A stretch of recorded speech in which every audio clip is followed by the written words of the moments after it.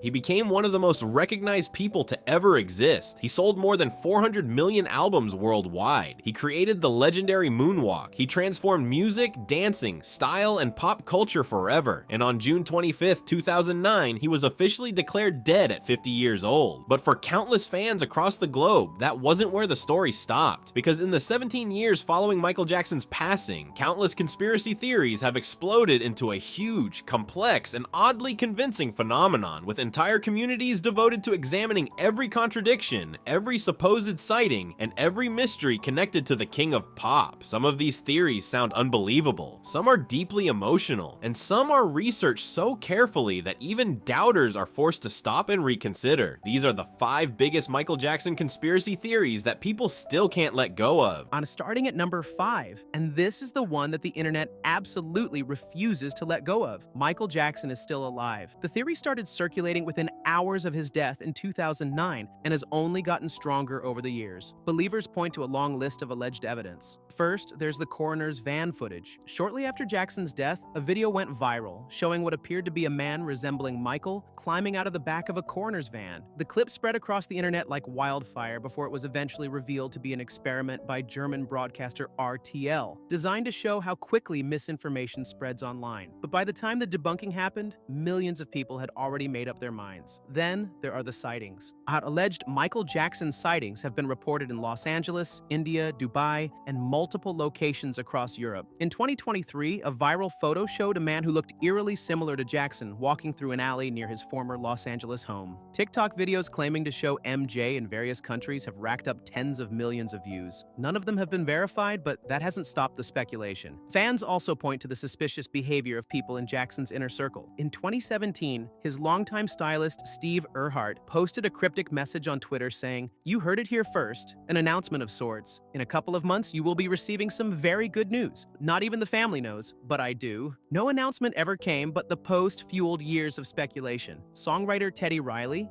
who worked on the Dangerous album, publicly said he believed Jackson was alive. Singer Akon said the same thing. Then there's the Dave interview, a severely burned man who appeared on Larry King Live after Jackson's death and whose voice, mannerisms, and body language were so eerily similar to Michael's that fans became convinced it was Jackson himself in disguise. The theory has been debunked repeatedly, but as one Reddit user put it, there was nobody like him. Nobody like him, and there never will be again. Why do I believe he's alive? No real reason. I'm just not ready to accept that he's not. Number 4 is the theory that Michael Jackson's childhood abuse was far worse than what was publicly revealed, and that it shaped everything about his adult life in ways the public never fully understood. And this one isn't really a conspiracy theory, it's more of a suppressed truth. Michael himself spoke about his father Joe Jackson's physical and emotional abuse throughout his childhood. He described being beaten with belts, cords, and whatever else was within reach. He talked about being rehearsed for hours without food or water. He described Joe sitting in a chair with a belt in his hand while the Jackson 5 practiced, ready to strike anyone who missed a step or sang a note wrong. But the conspiracy goes deeper. Some researchers and biographers believe that the abuse Michael suffered went beyond what he publicly disclosed, and that the full extent of it was deliberately kept out of the public record to protect the Jackson family brand. Michael's increasingly childlike behavior as an adult, the Neverland Ranch, the obsession with childhood, said the soft voice, the Peter Pan fixation, has been analyzed by psychologists as textbook trauma responses from someone who never had a childhood and spent his adult life trying to recreate one. The theory suggests that the family, the record labels, and the entertainment industry at large were complicit in covering up the severity of what happened to Michael as a child, because the truth would have destroyed the Jackson brand and exposed multiple people to legal liability. Whether the full story will ever come out is unknown, but what Michael himself described was already horrifying enough. Number 3 involves Michael Jackson's wealth, and the theory that powerful people in the entertainment industry wanted him dead because of how much he owned. At the time of his death, Michael Jackson owned 50% of the Sony/ATV music catalog, which contained the publishing rights to over 750,000 songs, including the entire Beatles catalog. This catalog was worth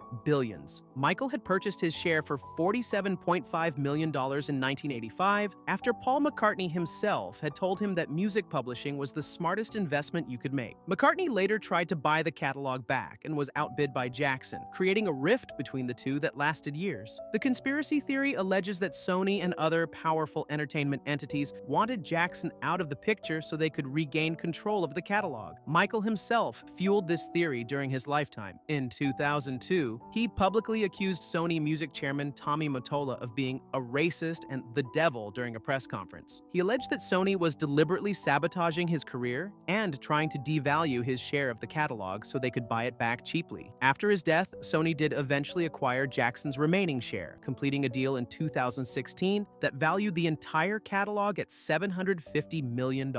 Believers point to this as proof that the endgame was always about the money, that the most valuable music catalog in history was the real motive behind everything that happened to Michael in his final years. Number 2 is the theory that Michael Jackson predicted his own death. In the months leading up to his passing, Michael reportedly told multiple people that he feared for his life. He allegedly told his mother, Catherine, "They're going to kill me." He reportedly told his manager and his children similar things. During rehearsals for the This Is It concert series, a 50-show residency at London's O2 Arena that was supposed to be his comeback, Michael appeared increasingly thin, anxious, and paranoid. He told people close to him that he felt like he was being controlled, that decisions were being made for him, and that he didn't trust the people around him. His personal physician, Conrad Murray, was administering propofol, an extremely powerful surgical anesthetic, to help Jackson sleep every night. Murray was later convicted of involuntary manslaughter and served 2 years of a 4-year sentence, but conspiracy theorists believe Murray was either a scapegoat or a willing participant in a larger plan. The theory suggests that the people who stood to profit from Jackson's death through insurance payouts, catalog acquisitions, and posthumous music sales had far more motive than a single doctor acting alone. Michael's estate has generated over $2 billion since his death, making him the highest-earning deceased celebrity in history. For believers, that number isn't a coincidence, it's a motive. And number 1, the most chilling theory of all, Stalin, is that Michael Jackson tried to warn the world about powerful people in the entertainment industry, and he was silenced for it. This theory has gained enormous traction in recent years, particularly in the wake of the Diddy scandal and the broader reckoning with abuse in the music and film industries. Believers point to multiple interviews and public statements where Michael spoke about conspiracies within the industry, where he accused powerful executives of exploiting artists, and where he seemed to be hinting at a darkness that went far beyond business disputes. In a 2003 interview, he said, "There's a whole conspiracy. They want to get rid of me. They don't want me around." At the time, many dismissed this as paranoia, but in hindsight, knowing what we now know about how the entertainment industry has operated for decades, the cover-ups, the abuse, the exploitation, Michael's words hit differently. Some theorists believe that Neverland Ranch wasn't what the media portrayed it as, but was instead being used to frame Michael and destroy his credibility because he knew too much about the real predators in the industry. This theory is impossible to prove and deeply controversial, but it has resonated with millions of people who believe that the most powerful man in music was also its most targeted victim.